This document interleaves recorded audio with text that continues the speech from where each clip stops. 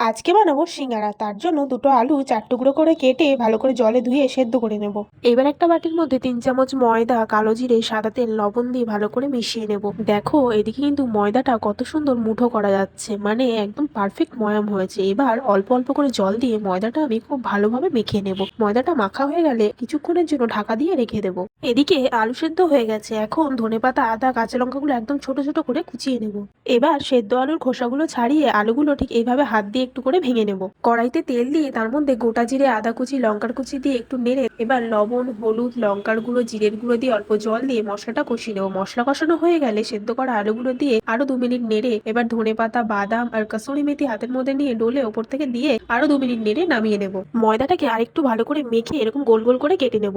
তারপরে রুটির মতন বেলে মাঝ বরাবর একটা ছুরি দিয়ে কেটে নেব। এবার হাতের মধ্যে নিয়ে দুটো কোণা একসাথে বেশ ভালো করে জুড়ে নেব। এখন কিন্তু আলুর পুরটা ভেতরে দিয়ে হাত দিয়ে একটু চেপে মুখটা কিন্তু এইভাবে বন্ধ করে দেবো। দেখো কত সিম্পল ভাবে হয়ে গেল সিঙ্গারা। এবার গরম তেলে সিঙ্গারাগুলো দিয়ে গ্যাসটা কমিয়ে এপিট ওপিট বেশ লাল লাল করে ভেজে তুলে নেব। ব্যাস রেডি আমাদের গরম গরম সিঙ্গারা। তোমাদের কেমন লাগলো সেটা কিন্তু কমেন্টে জানাতে ভুলো না। চলো তোমাদেরকে একটা সিঙ্গারা নিয়ে ভেঙে দেখাই। দেখো ভেতরটা কত সুন্দর হয়েছে আর এটা খেতেও কিন্তু খুব সুন্দর হয়েছে। তাহলে দেখা হবে আবার নতুন কোনো ভিডিওর সাথে। টাটা।